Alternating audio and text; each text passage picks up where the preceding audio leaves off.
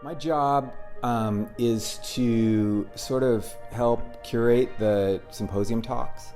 So I help work with the community of coffee people that are interested in this sort of thing to find out what ideas are out there that need sort of a forum and see what the coffee community needs to talk about, wants to talk about, find critical issues facing the coffee community, etc., and bring them together at Symposium.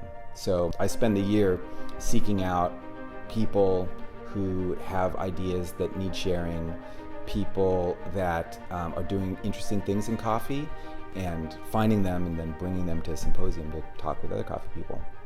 Symposium is a Greek word that comes in three parts. Sym, meaning together, pos, meaning drink, and ium, meaning a place or a setting. What the Greeks did at the Symposium was sit around and drink together. And this being Greece, what they were drinking was wine. Now, this was a problem for the Greek Symposium. So in this engraving, if you look closely, what we've got to your left is a Greek statesman who's drunk a little too much wine, he's lost track of his clothes, and he's dancing around with a wreath. And this was commonplace at the Greek Symposium.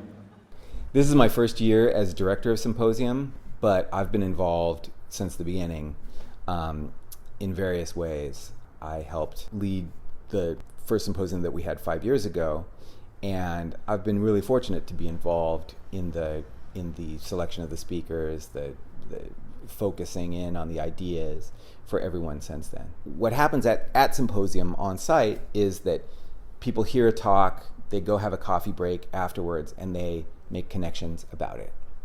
And,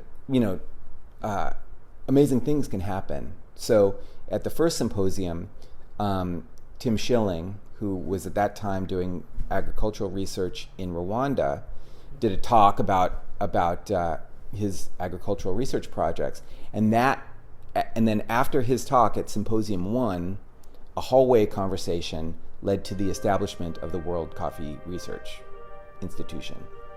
So that's what happens at Symposium.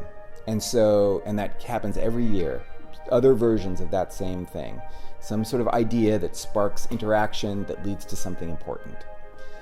What we're trying to do in the coming years is to scale that up so that it happens at Symposium, but it also happens outside of Symposium, on the internet, or with people, conversations that are happening not in the room of Symposium, but somewhere else. And so I think that's what we're going to see over the next few years, is using the ideas that are generated at Symposium that spark innovations, collaborations elsewhere.